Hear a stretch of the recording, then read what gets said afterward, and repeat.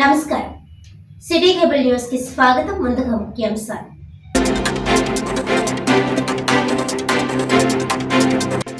SC వర్గీకరణ నిరసిస్తూ మాల Mahanadu racks ఆధ్వర్యంలో జిల్లా కలెక్టరేట్ వద్ద ధర్నా.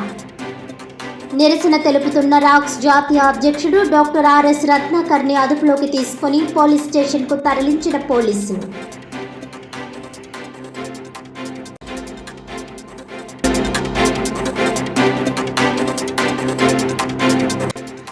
కాకినాడ కలెక్టర్ కార్యాలయం వద్దనున్న ఈవీఎం గోదామును పరిశీలించిన జిల్లా collector Shan Mohan. EVM VVPATs భద్రతకు పటిష్ట చర్యలు చేపట్టాలని ఆదేశం.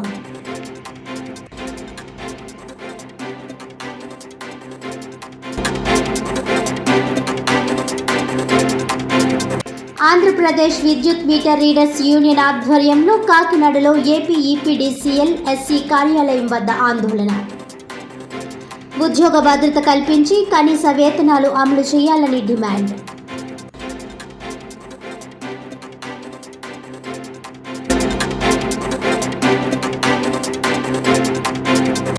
డీటెయిల్స్ చూస్తే ఎస్సీ వర్గీకరణకు ముఖ్యమంత్రి చంద్రబాబు ప్రభుత్వం మద్దతు ఇవ్వడాన్ని నిరసిస్తూ మాల మహానాడు రాక్స్ ఆధ్వర్యంలో జిల్లా కలెక్టరేట్ వద్ద ధర్నా నిర్వహించారు. నిరసన తెలుపుతున్న రాక్స్ జాతీయ అధ్యక్షుడు డాక్టర్ ఆర్ఎస్ రత్నాకర్ని అదుపులోకి తీసుకుని పోలీస్ స్టేషన్కు తరలించారు. ఈ సందర్భంగా ఆర్ఎస్ రత్నాకర్ మాట్లాడుతూ ఎస్సీ వర్గీకరణ విషయంలో ముఖ్యమంత్రి చంద్రబాబు చూపిస్తున్న అత్యుత్సాహం తన రాజకీయ పతనానికి నాంది పలుకుతుందని హెచ్చరించారు. గతంలో చంద్రబాబు వర్గీకరణ విషయంలో చేసిన తప్పుల వలనే కొన్నేళ్లు అధికారానికి దూరమయ్యారని, మళ్లీ కూటమి ప్రభుత్వంతో అంటకాగి ఎస్సీ వర్గీకరణ చేయడం రాజకీయ పతనానికి దారి తీసుకుంటున్నారని అన్నారు. రాష్ట్రంలో మాల మాదిగలు అన్నదమ్ముల భావంతో కలిసిమెలిసి ఉంటుండగా వర్గీకరణ పేరుతో వారిని విడగొట్టి పబ్బం కడుపుకోవాలని చూస్తున్నారని ధ్వజమెత్తారు. ఆర్టికల్ 341 ప్రకారం వర్గీకరణ చెల్లుబాటు కాదని ముఖ్యమంత్రి స్థాయిలో ఉన్న చంద్రబాబు తెలుసుకోవాలని, రాజ్యాంగ విరుద్ధంగా ప్రభుత్వాలు పనిచేయడం సరికాదన్నారు. ఈ కార్యక్రమంలో పలువురు మాల మహానాడు నాయకులు పాల్గొన్నారు.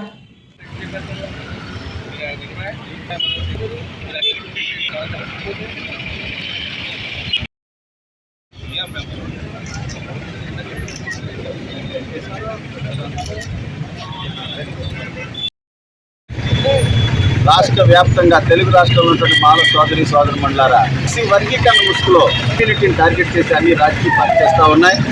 ఈ రోజు ఏ సమస్య లేనప్పుడు ఆంధ్రప్రదేశ్ అసెంబ్లీలో దీనిపై చర్చ జరుగుతూ ఉంది. చంద్రబాబు నాయుడు గారు చూస్తే మరి రేవంత్ రెడ్డి తెలంగాణలో బిల్లు పెట్టి ఆమోదించడం జరిగింది.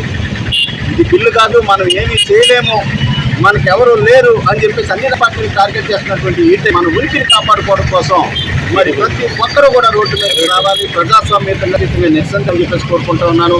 అలాగే ఉమ్మడి తూర్పుగోదావరి జిల్లాలో ఉన్నటువంటి మాల అక్క చెల్లెలు అన్నదమ్ముడు కాకినాడ కలెక్టరేట్ వద్దకు ఈ నిరసన కార్యక్రమానికి రావాలి. శాంతియుతంగా ప్రజాస్వామ్యంగా గాంధీ మార్గంలో నిరసన తెలుపుతాం, మన యొక్క సత్తా ఏంటో చాటుదామని చెప్పేసి తెలియజేస్తూ doctor Ratnakar, national president for racks.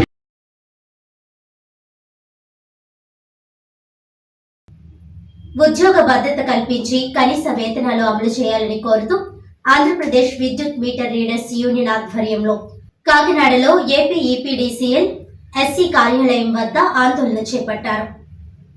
ఈ సందర్భంగా యూనియన్ నాయకులు పసగడుగుల నానాజీ మాట్లాడుతూ గత 33 సంవత్సరాలుగా స్పాట్ బిల్లింగ్ మీటర్ రీడర్స్గా సేవలందిస్తూ చాలని జీతాలతో సేవలందిస్తున్నామని, అయితే ఇటీవల ప్రభుత్వం నూతనంగా ప్రవేశపెట్టిన స్మార్ట్ మీటర్స్ విధానంతో తామంతా జీవనోపాధి కోల్పోయే ప్రమాదం ఏర్పడిందని ఆవేదన వ్యక్తం చేశారు. టెక్నాలజీ పేరుతో స్మార్ట్ మీటర్ల విధానం తీసుకువచ్చి అనేక సంవత్సరాలుగా విద్యుత్ శాఖకు వెన్నుముక్కలా ఉంటూ సేవలందిస్తున్న స్పాట్ బిల్లింగ్ మీటర్ రీడర్స్కు ఉద్యోగ భద్రత లేకుండా పోతుందని ఆయన వాపోయారు. దీనిపై రాష్ట్ర వ్యాప్తంగా ప్రజాప్రతినిధులకు, ఉన్నతాధికారులకు విన్నవించుకున్న సమస్య పరిష్కారం కాకపోవడంతో ప్రత్యక్ష ఉద్యమానికి సిద్ధపడడం జరిగిందన్నారు. ఇప్పటికైనా కూటమి ప్రభుత్వం ఇటువంటి దుర్మార్గమైన చర్యను విరమించుకొని తమకు ఉద్యోగ భద్రత కల్పించాలని, విద్యుత్ సంస్థలోనే ప్రత్యామ్నాయ ఉపాధి కల్పించాలని, ఎస్క్రో అకౌంట్ ద్వారా వేతనాలు ఇవ్వాలని డిమాండ్ చేశారు. లేకుంటే ఆందోళనను మరింత ఉధృతం చేస్తామని హెచ్చరించారు. ఈ కార్యక్రమంలో యూనియన్ నాయకులు, మీటర్ రీడర్స్ తదితరులు పాల్గొన్నారు.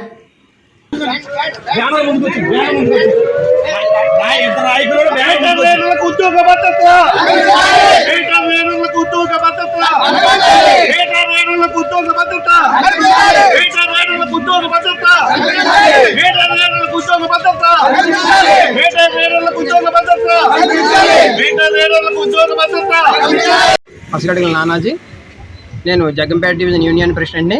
నేను మీటర్ రీడర్గా పనిచేస్తానండి. గత 15 సంవత్సరాలు 20 సంవత్సరాలుగా పనిచేస్తున్నాను సార్. ఇదే సంస్థలో నమ్ముకొని విద్యుత్ మీటర్ రీడర్గా పనిచేస్తున్నానండి. సాలీసాలిన జీతాలతో మాకు ఫీజు రేట్ కింద 360 పైసలకి ఇస్తారు సార్. మేము ఇంటింటికి వెళ్ళి బిల్లు తీయడం జరుగుతుందండి. మాకు ఈ మధ్యలో కేటగిరీ 2కి ఆఫీస్ పర్పస్ అని స్మార్ట్ మీటర్లు బిగించడం వచ్చింది సార్. సర్వీసులు చాలామందికి తగ్గిపోయాయి సార్. ఇప్పుడు మళ్ళీ కొత్తగా కేటగిరీ 1 కూడా ఆఫీస్ పర్పస్ మీటర్లు కూడా స్టార్ట్ చేస్తున్నారండి. ఇందులో ప్రైవేటర్కి కూడా 2000, 2500 సర్వీసులు ఉంటాయి సార్. వాళ్ళకి ఈ సర్వీసులు తగ్గిపోవడం వల్ల ఉద్యోగ భద్రత, జీవనోపాధి కోల్పోతున్నాం సార్. గత ప్రభుత్వం వైఎస్ జగన్మోహన్ రెడ్డి గారి ప్రభుత్వంలో ముందుగా అసెంబ్లీ సాక్షిగా ఆయన మాట్లాడారు, మీటర్ రీడర్స్కి న్యాయం చేస్తామని జరిగిందండి. కానీ జగన్మోహన్ రెడ్డి గారు వైసీపీ గవర్నమెంట్ రాగానే మళ్ళీ కాంట్రాక్ట్ వ్యవస్థను యథాప్రకారంగా కాకేసి 360 పైసలు ఫీజు రేట్ కింద మళ్ళీ ఇవ్వడం జరిగిందండి. 5 సంవత్సరాలు గడిచిపోయింది, మాకు ఎటువంటి రెస్పాన్స్ లేదు, ఉద్యోగ భద్రత కల్పించలేదు. తర్వాత ఎన్డీఏ కూటమి గవర్నమెంట్ స్టార్టింగ్ టైంలో యువకాలం పాదయాత్రలో మన నారా లోకేష్ పంచాయతీరాజ్ శాఖ మంత్రి మినిస్టర్ గారికి, ఆయనకి మా పెద్దలు పార్టీ, మా యూనియన్ పెద్దలు అందరూ కూడా యువకాలం టైంలో ఆయనకి లెటర్ ఇవ్వడం జరిగింది. సారు సానుకూలంగా చెప్పారు, మన గవర్నమెంట్ రాగానే మీకు ఉద్యోగ భద్రత కల్పిస్తామని లెటర్ ఇవ్వడం జరిగింది సార్. సార్ని కూడా కలిశారు మా పెద్దలందరూ కూడా. తర్వాత మేము కూడా మన జనవాణి కార్యక్రమంలో కూడా మన డిప్యూటీ సీఎం పవన్ కళ్యాణ్ గారిని కలిసి లెటర్ ఇవ్వడం జరిగింది. సార్ కూడా సానుకూలంగా స్పందించారు. ఆయన మేము మా గవర్నమెంట్ రాగానే మీకు ఉద్యోగ భద్రత కల్పిస్తామని ఆయన ఆ రోజు మాట ఇచ్చి ఉన్నారు. తర్వాత మళ్ళీ మా పెద్దలు మళ్ళీ సీఎం చంద్రబాబు నాయుడు గారిని కూడా కలవడం జరిగింది. గవర్నమెంట్ రాకముందు ఈ ముగ్గురిని కలవడం జరిగింది. కలిస్తే సార్ కూడా మీకు ఉద్యోగ భద్రత కల్పిస్తాం.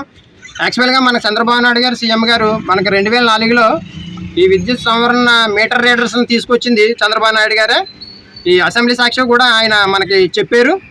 చెప్పిన తర్వాత మనకి ఎన్డీఏ కూటమి వచ్చింది, 10 నెలల వ్యవధి గడిచింది. కానీ మీ విద్యుత్ మీటర్ రీడర్స్కి ఎటువంటి ఉద్యోగ భద్రత కనిపించలేదు. కానీ మేము జగంపేట నుంచి వెళ్ళి మన స్పీకర్ అయ్యన్న పాత్రుడు గారు కలిసాం. ఇంటికి వెళ్ళి కలిసిన వల్ల ఆయన లెటర్ గట్రా మాకు రాసిచ్చారు, సానుకూలంగా స్పందించారు. సారు ఇచ్చిన తర్వాత మేము విజయవాడ పంపించారు. నేను విద్యాశాఖ మినిస్టర్ గారికి కూడా ఆయన లెటర్ రాసి పంపించారు. మాకు ఎస్క్యూ అకౌంట్ ద్వారా జీతాలు చెల్లించాలి సార్ అంటే సార్ కూడా మాట అందరికీ మీకు ఉద్యోగ భద్రత కల్పిస్తామని. అలాగే home minister Vangalapudi Anitha madam కూడా కనిపిస్తే మీ దృష్టి నారా లోకేష్ గారికి, సీఎం గారికి, డిప్యూటీ సీఎం గారికి వరకు తీసుకెళ్తామని మేడం గారు చెప్పడం జరిగింది. సార్ మాకు ఇప్పుడు జీవనోపాధి కోల్పోతున్నాం సార్. మాకు ఈ టైంలో మాకు ఉద్యోగ భద్రత కల్పించాలి. వేల తరబడి మేము ఈ సంస్థను నమ్ముకొని పనిచేస్తున్నాం. మాకు ఉద్యోగ భద్రత కల్పిస్తారని గవర్నమెంట్ని కోరడం జరిగింది.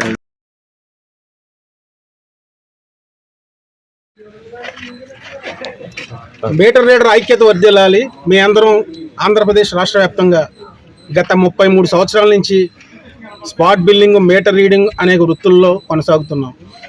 అయితే దురదృష్టవశాత్తు ఇప్పుడు స్మార్ట్ మీటర్లు అనే కొత్త కాన్సెప్ట్ తీసుకొచ్చి అది టెక్నాలజీ అప్డేషన్ అనే చిన్న సాగుతో మా అందరినీ కూడా ఉద్యోగ భద్రత లేకుండా చేస్తున్నారు.